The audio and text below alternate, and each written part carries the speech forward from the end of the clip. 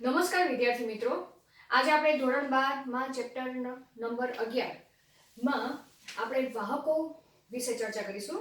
આગળના લેક્ચરમાં આપણે વાહકો તરીકે કઈ કઈ લાક્ષણિકતા હોવી જોઈએ વાહકોની તેના વિશે ચર્ચા કરી ગયા હતા. જેમ કે વાહકો પાસે પસંદગીમાન રેખક હોવું જોઈએ, તેના સિવાય વાહક પાસે સંયોજનનું ઉત્પત્તિ સ્થાન હોવું જોઈએ, તેના સિવાય વાહક પાસે ક્લોનિંગની જગ્યાઓ હોવી જોઈએ. તો જેમાં આપણે થોડુંક એક ફટાફટ રિવાઇઝ કરી નાખી એ પોઈન્ટ. જેમ કે વાહક પાસે એક તો સ્વયંજનનનું ઉત્પત્તિ સ્થાન હોવું જોઈએ, એટલે કે કેવી જગ્યા કે જ્યાંથી વાહક એ પોતાના સ્વયંજનનની પ્રક્રિયા કરી શકે. બરાબર, તો દરેક વાહક પાસે આવું એક ઓઆરઆઈ જગ્યા હશે. તો જો ઇચ્છિત ડીએનએ ટુકડાને ઓઆરઆઈ સાથે જોડી દેવામાં આવે તો વાહક જ્યારે પોતાના સ્વયંજનનની પ્રક્રિયા કરશે ઓઆરઆઈ સ્થાનથી, તેની સાથે સાથે આપણા ઇચ્છિત ડીએનએ ટુકડાની પણ શું થઈ જશે, સ્વયંજનનની પ્રક્રિયા થાય છે. અને જેટલા વાહકો બને છે તેની સાથે સાથે તેની જ સમકક્ષ ઇચ્છિત ડીએનએનો જે ટુકડો છે તેની પણ પ્રતિકૃતિઓ બને છે. બરાબર, આ પોઈન્ટ સમજાઈ ગયો. બીજો પોઈન્ટ, પસંદગીમાન રેખક હોવું જોઈએ. બરાબર, વાહક પાસે તો વાહક પાસે પસંદગીમાન રેખક તરીકે બે શક્યતા વિશે આપણે ચર્ચા કરવાની હતી. બરાબર, એક તો પસંદગીમાન રેખક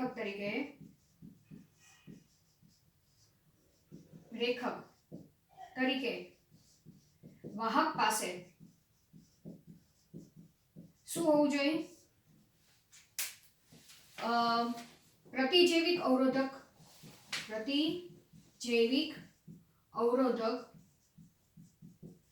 જનીન તેની પાસે હોવું જોઈએ. તો તેના વિશે આપણે ચર્ચા કરી ગયા હતા કે પ્રતિજૈવિક અવરોધક જનીન એટલે કે એવું જનીન કે જે કોઈ ચોક્કસ એન્ટીબાયોટિકનો શું કરતો હોય, સામનો કરતો હોય, એટલે કે તેનું શું કરે, અવરોધન કરે. બરાબર, અને અને આ એની લાક્ષણિકતાને કારણે જ તે જે આપણો જે ઇચ્છિત ડીએનએનો ટુકડો છે, જો આ પ્રતિજૈવિક અવરોધક જનીનની વચ્ચે નાખી દેવામાં આવે તો એ બેક્ટેરિયાની જે તે એન્ટીબાયોટિક અવરોધક જનીન છે તેની અવરોધકતા શું થઈ જશે, મીન્સ કે અવરોધકતા જોવા નહીં મળે અને તે બેક્ટેરિયા તેની સામે જે તે પ્રતિજૈવિક એટલે એન્ટીબાયોટિકની સામે જીવી શકશે નહીં. તો આ એક જનીન છે, એ જનીનને આધારે કે પસંદગીમાન રેખકને આધારે પુનઃસંયોજિત થયું છે કે નહીં ડીએનએ, એટલે કે પ્લાઝમિડ તૈયાર થયું છે કે નહીં, તે આપણે સ્ક્રીનિંગ કરી શકીએ છીએ. તેના સિવાય પસંદગીમાન રેખક તરીકે એવું જનીન હોવું જોઈએ કે જે રંગ સર્જન કરે. બરાબર, કે રંગ સર્જક જનીન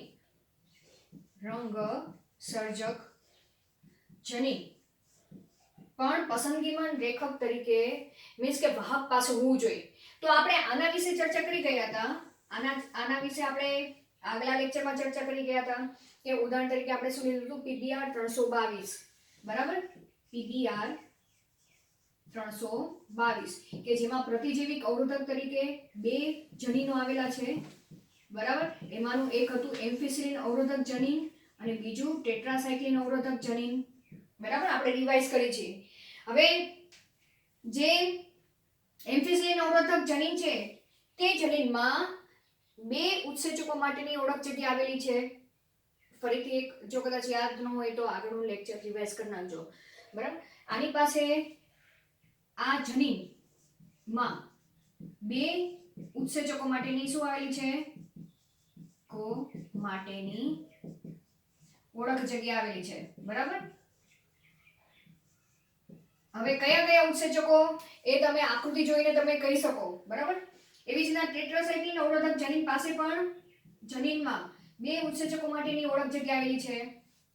ચલો યાદ હોય તો બોલી જાઓ એકવાર કયા કયા આવશે. જેમ કે ટેટ્રાસાયક્લિન અવરોધક જનીન પાસે BAM-H1 અને SAL1. બરાબર, હવે આપણે આગળ ચર્ચા કરી હતી કે જો PBR 322 ને BAM-H1 દ્વારા કટિંગ કરવામાં આવે તો શું થાય, ટેટ્રાસાયક્લિન અવરોધક જનીન તૂટી જશે અને તેની વચ્ચે આપણું ઇચ્છિત ડીએનએ ને જોડી દેવામાં આવે છે. ત્યારબાદ વાહકની અંદર એ ડીએનએ નો ટુકડો દાખલ થયો છે કે નહીં, જો દાખલ થયો હોય તો તે પ્લાઝમિડને શું કહેવાશે, પુનઃસંયોજિત પ્લાઝમિડ કહેવાશે. જો વિદેશી ડીએનએ નો ટુકડો અહીંયા દાખલ ન થયો હોય તો તે પ્લાઝમિડને બિન પુનઃસંયોજિત પ્લાઝમિડ તરીકે ઓળખવામાં આવશે. તો એ જાણવા માટે, કારણ કે એ તો તમે વિઝ્યુલાઇઝ તો ન કરી શકો કારણ કે એ આખું સેમ્પલ હશે, બરાબર, તો એને જાણવા માટે આગળ કઈ પ્રક્રિયા કરવામાં આવે છે? સ્ક્રીનિંગની પ્રક્રિયા કરવામાં આવે છે, જેમાં એમ્ફિસિલિન યુક્ત માધ્યમ પ્લેટમાં તૈયાર કરવામાં આવે છે, જેની અંદર 3 પ્રકારના બેક્ટેરિયા મળે છે. એક બેક્ટેરિયા એવા હશે કે જેની અંદર કોઈ પણ પ્રકારનું પ્લાઝમિડ હશે નહીં. એવા બેક્ટેરિયાને શું કહેવાશે? અપરિવર્તનીય ઘટક કહેવાશે, કે અપરિવર્તનીય બેક્ટેરિયા કહેવાશે. એક બીજા 2 પ્રકારના બેક્ટેરિયા એવા મળશે જેને પરિવર્તનીય બેક્ટેરિયા તરીકે ઓળખવામાં આવે છે. એ 2 બેક્ટેરિયા પૈકી એક બેક્ટેરિયાની અંદર ડીએનએ, વિદેશી ડીએનએ નો ટુકડો ટેટ્રાસાઇક્લિન જનીનની અંદર દાખલ થયેલો હશે. એક બેક્ટેરિયા એવા હશે કે જેમાં એમ્ફિસિલિન અને ટેટ્રાસાઇક્લિન અવરોધક જનીન બંને આવેલા હશે. એનો મતલબ શું? કે તે જનીનમાં, આ જનીનની વચ્ચે ઇચ્છિત ડીએનએનો ટુકડો દાખલ થયો નથી, બરાબર. આવા 2 ઘટકો પરિવર્તનીય ઘટકો મળશે. હવે તેને ફરીથી બીજી પ્લેટમાં લેવામાં આવે છે. કેવા? ટેટ્રાસાઇક્લિન અવરોધક યુક્ત માધ્યમમાં. તેમાંથી આ બંને સેમ્પલ લેવામાં આવશે, આ બંને બેક્ટેરિયાના, બરાબર. પછી ટેટ્રાસાઇક્લિન અવરોધક માધ્યમની પ્લેટ ઉપર આ બંને બેક્ટેરિયાને ઉછેર કરવામાં આવશે. એક બેક્ટેરિયા એવા હશે કે જે ટેટ્રાસાઇક્લિન માધ્યમમાં જીવી જશે અને પોતાની કોલોની તૈયાર કરશે, અને એક બેક્ટેરિયા એ ટેટ્રાસાઇક્લિન માધ્યમ ધરાવતી પ્લેટમાં ઉછેર થશે નહીં. તો જે ઉછેર થશે નહીં તે બેક્ટેરિયાની અંદર ટેટ્રાસાઇક્લિન અવરોધક જનીન તૂટી ગયું છે. એનો મતલબ શું? કે તે જનીનની વચ્ચે આપણું વિદેશી ડીએનએ દાખલ થઈ ગયું છે, અને જે બેક્ટેરિયા ટેટ્રાસાઇક્લિન એન્ટીબાયોટિકની સામે જીવી ગયા છે, એનો મતલબ શું? કે તેનું આ જનીન કેવું છે? સેફ છે. એનો મતલબ શું? કે તેની અંદર તે બેક્ટેરિયામાં આપણું વિદેશી ડીએનએ દાખલ થયું નથી. ઇન ધ શોર્ટ તમારે શું યાદ રાખવાનું? કે ટેટ્રાસાઇક્લિન જે જનીન છે, અવરોધક જનીન છે, તે તૂટી ગયું છે અને તેની વચ્ચે આપણું વિદેશી ડીએનએ નો ટુકડો દાખલ થયો છે. તેવા બેક્ટેરિયા ટેટ્રાસાઇક્લિન માધ્યમ ધરાવતા પ્લેટ ઉપર ઉછેર થશે નહીં, બરાબર. અને તે જ બેક્ટેરિયા આપણા પુનઃસંયોજિત બેક્ટેરિયા તરીકે તેને ઓળખવામાં આવશે. ખ્યાલ આવી ગયો? તો હવે વાત આવી આખી આ જે પ્રોસેસ આપણે આગળના લેક્ચરમાં ચર્ચા કરી છે, પણ આ પ્રોસેસ જોવા જાવ તો ઘણી લેન્ધી પ્રક્રિયા પણ છે, અને તેની સાથે જોવા જાવ તો ઘણી વખત આ પ્રયોગ દરમિયાન જે એન્ટીબાયોટિક પ્લેટમાં વાપરવામાં આવે છે એ એન્ટીબાયોટિક એ નિષ્ક્રિય પણ થઈ શકે છે, બરાબર. જો નિષ્ક્રિય થઈ જાય પ્રયોગ દરમિયાન તો તમારે જે રિઝલ્ટ મળે છે અમુક બેક્ટેરિયા, એ રિઝલ્ટ કે તમને કદાચ ખોટું પણ મળી શકે, બરાબર. તો એવા સમયે આ જે બીજી પદ્ધતિ વાપરવામાં આવે છે કે આ વૈકલ્પિક પદ્ધતિ છે, બરાબર. કઈ? રંગ સર્જક જનીન ને જો પસંદગીમાન રંગ સર્જક પદ્ધતિ તમે વાપરી શકો, બરાબર. આ પદ્ધતિ તમે કઈ રીતે કહીશો? રંગ સર્જક પદ્ધતિ, જેમાં એવા વાહક પસંદ કરવામાં આવે છે કે તેની પાસે પ્રતિજૈવિક અવરોધક જનીન નહીં, પણ તેની પાસે એવું જનીન હોવું જોઈએ કે જે રંગ સર્જન કરે, અને રંગ સર્જનને આધારે પુનઃસંયોજિત અને બિન પુનઃસંયોજિત ઘટકોને તમે અલગ તારવી શકો, બરાબર. તો આ પદ્ધતિ કેવી છે એના વિશે તમારે લખવું હોય તો કઈ રીતે લખી શકો? કે રંગ સર્જનને આધારે, બરાબર. તમારે આ જો પ્રશ્ન પૂછે તો તમારે આ લખવાની જરૂર નથી, પણ ડાયરેક્ટ તમારે આ જ લખી નાખવાનું. હવે આ પદ્ધતિ કેવી છે? કે રંગ સર્જનને આધારે પુનઃસંયોજિત અને બિન પુનઃસંયોજિત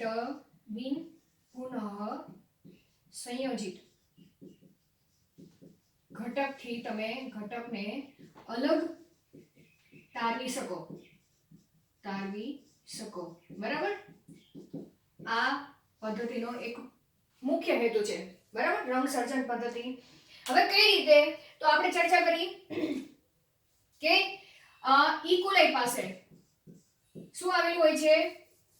લેક ઝેડ જનીન આવેલું હોય છે, લેક ઝેડ જનીન, હવે આ જનીન ખાસ કરીને વિશેષ પ્રકારનો ઉત્સેચક સર્જનની પ્રક્રિયા કરશે. ક્યારે?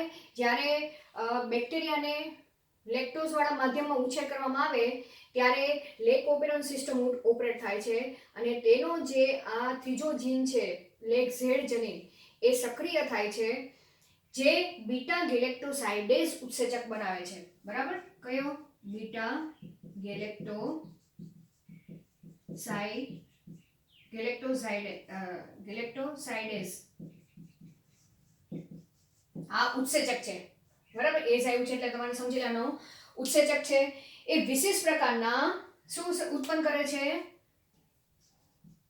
વિશિષ્ટ પ્રકારનું રંગ સર્જે છે. હવે કેવો રંગ સર્જે છે? બ્લુ રંગ ઉત્પન્ન કરે છે. બરાબર? તેનામાંથી અને જેને કારણે શું થાય છે? બેક્ટેરિયા બ્લુ કલરના જોવા મળશે. બ્લુ રંગના જોવા મળે છે. બરાબર? કેવા જોવા મળે છે? બ્લુ રંગના જોવા મળે છે. હવે આ જ પદ્ધતિનો ઉપયોગ કરવામાં આવે છે કે આપણું જે વિદેશી ડીએનએ છે એ જો વિદેશી ડીએનએ ને ક્યાં નાખી દેવામાં આવે? લેક ઝેડ જનીનમાં નાખી દેવામાં આવે. બરાબર? અહીં લખી નાખો. વિદેશી ડીએનએ ને લેક ઝેડ જનીન માં નાખી દેવામાં આવે તો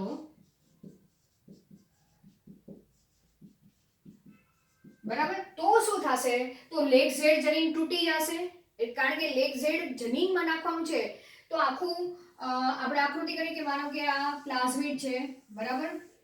અને આ લેક ઝેડ જનીન છે. હવે આને તો તોડવું પડશે તો જ તે વચ્ચે તમે વિદેશી ડીએનએ નો ટુકડો નાખી શકશો. માનો કે ફોર એક્ઝામ્પલ આ વિદેશી ડીએનએ છે. બરાબર? આ ડીએનએ છે. હવે એને આમાં ઇન્સર્ટ કરવું હોય તો તમારે શું કરવું પડે? આ પ્લાઝમિડ છે, આ તમારું લેક ઝેડ જનીન છે ને તમે વચ્ચેથી તોડી નાખ્યું. બરાબર? અને માનો કે આ ફોર એક્ઝામ્પલ તોડી નાખ્યું તમે વચ્ચેથી અને ત્યાં તમારો આ વિદેશી ડીએનએ નો ટુકડો તમે જોડી દીધો. ખ્યાલ આવ્યો? તો શું થશે? તો લેક ઝેડ જનીન નિષ્ક્રિય થઈ જશે. તો લેક ઝેડ જનીન નિષ્ક્રિય થાય અને આ નિષ્ક્રિય થશે. નિષ્ક્રિય થઈ જશે એટલે તૂટી જ ગયું. તો આવી નિષ્ક્રિયતાને શું કહેવામાં આવશે? નિવેશી નિષ્ક્રિયતા કહેવાશે. આ એક વ્યાખ્યા થઈ ગઈ. બરાબર? શું કહીશું તેને? નિવેશી નિષ્ક્રિયતા.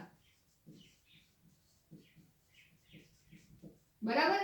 વ્યાખ્યા યાદ રહી જશે કે જો કોઈ વિદેશી ડીએનએ ને કોઈ જનીનની અંદર નાખવામાં આવે તો જનીન નિષ્ક્રિય થઈ જાય છે, જેને નિવેશી નિષ્ક્રિયતા તરીકે ઓળખવામાં આવે છે. કારણ કે જનીનની અંદર નાખેલો છે. બરાબર? ટુકડાને. અને જેને કારણે શું થશે? બીટા ગેલેક્ટોસાઇડેઝ ઉત્સેચક બનશે નહીં બને. બરાબર? ઉત્સેચક નહીં બને તો શું થશે? જે રંગ સર્જન થવું જોઈએ તે થશે નહીં. બરાબર? બ્લુ રંગ સર્જન નહીં થાય અને તે બેક્ટેરિયા સફેદ રંગના જોવા મળશે. સફેદ રંગના જોવા મળે છે. બરાબર? તો આટલું યાદ રહી જશે કે જો હવે માનો કે આપણે જે પ્રેક્ટિકલ કરેલો છે, હવે પ્રેક્ટિકલમાં બેક્ટેરિયા યુઝ કરેલા છે કે જેના પ્લાઝમિડમાં લેક ઝેડ જનીન આવેલું છે. બરાબર? હવે આપણે જે પ્લાઝમિડ નું જે લેક ઝેડ જનીન છે તેમાં ડીએનએ નાખી દીધું એટલે પુનઃસંયોજિત રચના તૈયાર થઈ ગઈ. હવે એ જે આખું સેમ્પલ છે એ સેમ્પલમાં તો આપણે જુદા જુદા બેક્ટેરિયા વિઝ્યુલાઇઝ આપણે નથી કરી શકતા. તો સેમ પ્રેક્ટિકલ આપણે કરશું કે પ્લેટ બનાવશું. બરાબર? અગારોઝની પ્લેટ બનાવશું. એ અગારોઝની પ્લેટ ઉપર આ જે સેમ્પલ છે બેક્ટેરિયાનું સેમ્પલ એ સ્પ્રેડ કરશું તો તમને પ્લેટ ઉપર બે પ્રકારના બેક્ટેરિયા જોવા મળશે. બ્લુ કલરના બેક્ટેરિયાની કોલોની પણ જોવા મળશે, સફેદ કલરના બેક્ટેરિયાની પણ કોલોની જોવા મળશે. અને તેના ઉપરથી આપણે શું કરી શકશું? પુનઃસંયોજિત ઘટકોથી બિન પુનઃસંયોજિત ઘટકોને આપણે અલગ તારવી શકીએ છીએ. જો બ્લુ કલરની તમને બેક્ટેરિયાની કોલોની મળે તો તે બેક્ટેરિયા કેવા છે? બિન પુનઃસંયોજિત બેક્ટેરિયા કે જેની અંદર આપણું વિદેશી ડીએનએ લેગ જીનમાં દાખલ થયું નથી. લેગ જીન એમને જ છે તો જ બ્લુ કલર આવે છે, બરાબર. અને જો સફેદ રંગના બેક્ટેરિયા મળે તો એનો મતલબ શું? કે તેના લેગ જીન તૂટી ગયું છે, બરાબર. ત્યાં આપણું વિદેશી ડીએનએ ટુકડો દાખલ થઈ ગયો છે અને બીટા ગેલેક્સપ્રોસાઇડસ ઉત્સેચક બનતો નથી કારણ કે નિષ્ક્રિય થઈ ગયો છે, અને જેને કારણે બેક્ટેરિયા સફેદ રંગના જોવા મળે છે, બરાબર. તો આ આપણે આના પરથી તમે લખી શકો જે પુનઃસંયોજિત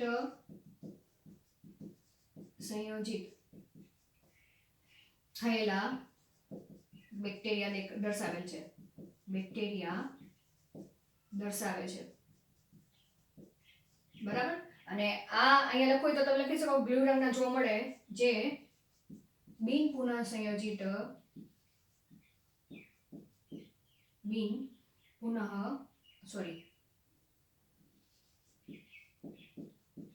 સંયોજિત બેક્ટેરિયા દર્શાવે છે, બરાબર. તો અહીંયા આપણે વૈકલ્પિક પદ્ધતિ તરીકે રંગસર્જક પદ્ધતિ વિશે આપણે ચર્ચા કરી કે કદાચ તમે 2 માર્ક્સમાં આ પણ પ્રશ્ન પૂછી શકે તો તમારે બસ આટલું જ લખવાનું છે, બરાબર. હવે આપણે વનસ્પતિ અને પ્રાણીઓમાં વાહકો જે વાપરવામાં આવે છે તે વાહકો વિશે આપણે ચર્ચા કરી.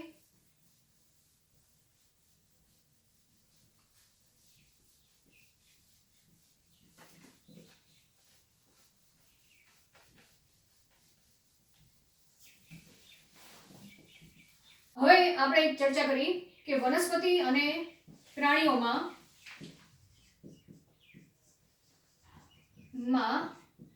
માટેના વાહકો વિશે આપણે ચર્ચા કરી. આવો પ્રશ્ન પણ તમને પ્રશ્ન તરીકે પૂછી શકે. જેમ કે વનસ્પતિની વાત કરી તો વનસ્પતિ માટે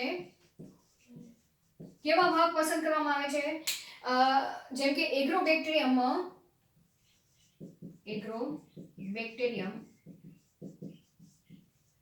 ટ્યુમીફેસિયન્સ. એગ્રોબેક્ટેરિયમ ટ્યુમીફેસિયન્સ, બરાબર. ફેસિયન્સ આ પ્રકારના જે બેક્ટેરિયા છે તે બેક્ટેરિયાના વાહકનો ઉપયોગ કરવામાં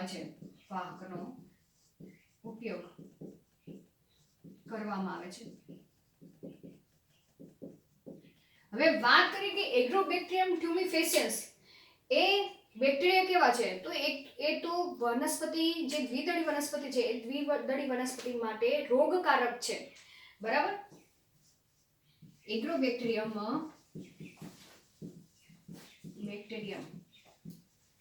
ટ્યુમીફેસિયન્સ બેક્ટેરિયા એ કેવા છે? દ્વિદળી વનસ્પતિમાં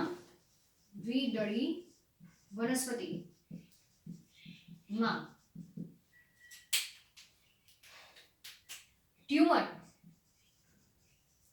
એટલે કે શું કહેવાય છે? ગાંઠ પ્રેરે છે, બરાબર. એટલે કે શું કહેવાશે? રોગકારક છે.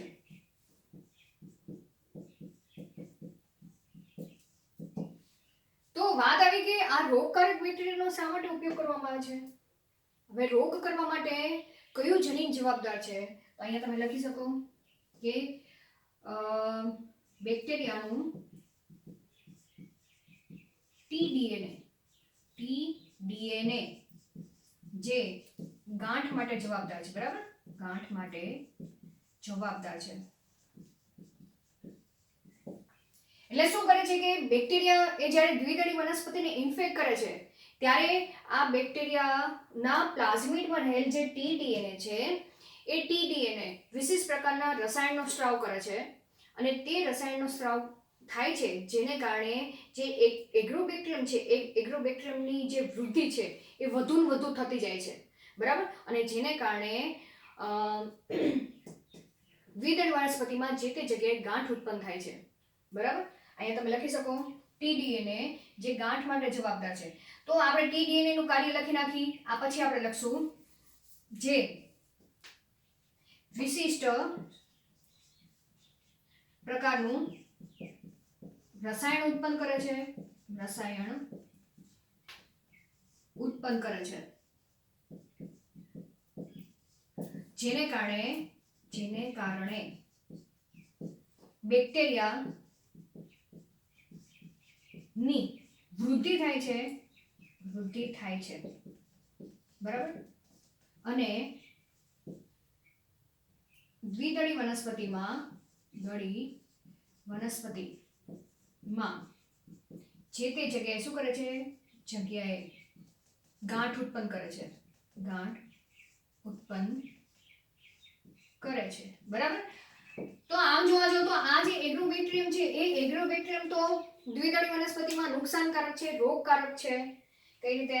ફોર એક્ઝામ્પલ આ એગ્રોબેક્ટેરિયમ છે એ એગ્રોબેક્ટેરિયમ દ્વિદળી વનસ્પતિમાં ઇન્ફેક્ટ કર્યું તો એ ત્યાં વિશિષ્ટ પ્રકારનું રસાયણ ઉત્પન્ન કરશે. એ રસાયણથી માનો કે આ પોતાની વૃદ્ધિ કરી અને તે રસાયણ ઉત્પન્ન કરશે તો એ વધુ ને વધુ ગ્રો થશે, બરાબર. કારણ કે જે રસાયણ ઉત્પન્ન થશે તેને સક્રિય કરતા જશે અને તે કોષ વિભાજનની પ્રક્રિયા વધારતું જશે. તો હવે આ પ્લાઝમિડનું જે ટીડીએનએ છે તે ગાંઠ માટે જવાબદાર છે. તો હવે જો આ ટીડીએનએ છે એ ટીડીએનએ ને દૂર કરી દેવામાં આવે અને ત્યાં આપણું પુનઃસંયોજિત ડીએનએ વાપરવામાં આવે તો શું થશે? એ વનસ્પતિના વાહક તરીકે, રૂપાંતરિત વાહક તરીકે તેનો ઉપયોગ કરવામાં આવે છે. તો મેં તમને અહીંયા લખ્યું કે વનસ્પતિમાં એગ્રોબેક્ટેરિયમ ટ્યુમિફેસિયન્સ બેક્ટેરિયાના વાહકનો ઉપયોગ કરવામાં આવે છે, પણ કેવા વાહકનો? રૂપાંતરિત વાહકનો, બરાબર. એ શબ્દ તમે વાપરી નાખો. 1 પોઈન્ટ રૂપાંતરિત વાહકનો, બરાબર. એટલે મેં આ શબ્દ બાકી રાખ્યો. તો અહીંયા લખી નાખો કે જનીન ઇજનેરી વિદ્યા દ્વારા એગ્રોબેક્ટેરિયમ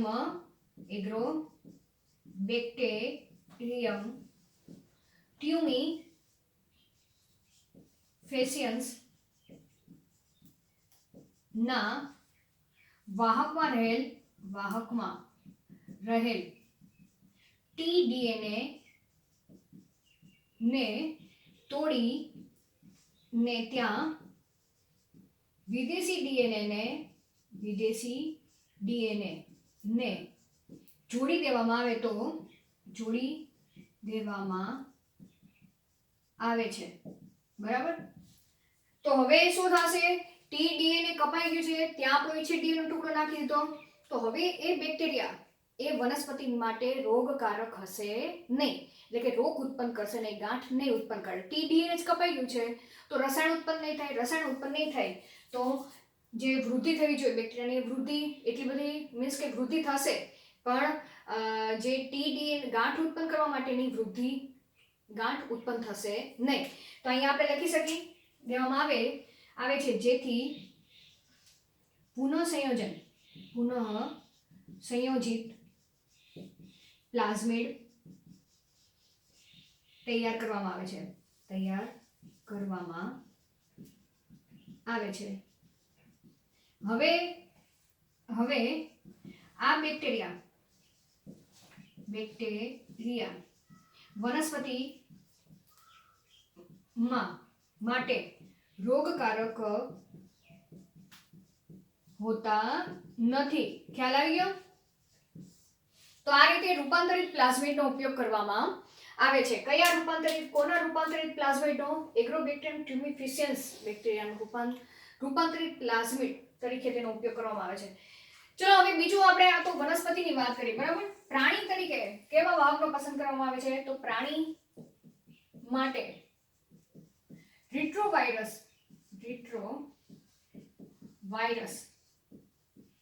નો વાહક તરીકે પસંદ કરવામાં આવે છે, બરાબર. વાહક તરીકે પસંદ કરવામાં આવે છે. બરાબર, વાહક તરીકે પસંદ કરવામાં આવે છે. કયા? રિટ્રોવાયરસને. વનસ્પતિ માટે આપણે બેક્ટેરિયા વાયરસનું એક ઉદાહરણ જોયું. હવે રિટ્રોવાયરસ પણ શું કરે છે? ટ્યુમર સર્જન કરે છે. બરાબર, તો હવે રિટ્રોવાયરસમાં આવેલું જે જનીન છે એ જનીનને શું કરી દેવામાં આવે? દૂર કરી દેવામાં આવે કે તોડી નાખવામાં આવે, અને તે જગ્યાએ ઇચ્છિત ડીએનએનો ટુકડો જનીન ઇજનેરી વિદ્યાની મદદથી નાખી દેવામાં આવશે, અને પછી એ રિટ્રોવાયરસનો પ્રાણીઓમાં વાહક તરીકે ઉપયોગ કરવામાં આવે છે. સેમ આ જ પદ્ધતિ. બરાબર, તો અહીંયા તમે જોવા જાઓ તો લખી શકો કે રિટ્રોવાયરસ પણ કેવું? રૂપાંતરિત રિટ્રોવાયરસ. બરાબર, રૂપાંતરિત આ શબ્દ વાપરવાનો. જે મૂળભૂત રિટ્રોવાયરસ છે તેનો નહીં, પણ તેને જનીન ઇજનેરી વિદ્યાની મારફતે શું કરી નાખવામાં આવે છે? રૂપાંતરિત કરી નાખવામાં આવેલો છે. બરાબર, તેવા વાયરસનો વાહક તરીકે ઉપયોગ કરવામાં આવે છે. તો આ રીતે આપણે વાહકોનો સંપૂર્ણ ટોપિક વિશે આપણે ચર્ચા કરી ગયા. બરાબર, કે વૈકલ્પિક જે પુનઃ પસંદગીમાં લેખક તરીકે પ્રતિજૈવિક અવરોધક જનીન સિવાય વૈકલ્પિક જનીનો કેવા હોવા જોઈએ? તો રંગ સર્જન કરે તેવા જનીનો જો વાહકની અંદર હાજર હોય તો તે પસંદગીમાં લેખક તરીકે તેને પસંદ કરવામાં આવે છે. બરાબર, અને રંગ સર્જનને આધારે ઝડપથી પુનઃસંયોજિત અને બિન પુનઃસંયોજિત ઘટકોને સરળતાથી તમે સ્ક્રીનિંગની પ્રક્રિયા કરી શકો. બરાબર, તેના સિવાય વનસ્પતિ માટે એગ્રોબેક્ટેરિયમ ટ્યુમિફેસિયન્સ બેક્ટેરિયાના રૂપાંતરિત વાહકનો ઉપયોગ કરવામાં આવે છે. એવી જ રીતના પ્રાણી માટે રૂપાંતરિત રિટ્રોવાયરસનો વાહક તરીકે ઉપયોગ કરવામાં આવે છે. તો અહીં આપણે આ વાહકો વિશે ચર્ચા કરી ગયા. નેક્સ્ટ લેક્ચરમાં આપણે યજમાનની લાક્ષણિકતા વિશે ચર્ચા કરશું, અને કઈ રીતે પુનઃસંયોજિત પ્લાઝમિડને યજમાનની અંદર ટ્રાન્સફર કરવામાં આવે છે તે પ્રક્રિયા વિશે ચર્ચા કરશું. Thank you.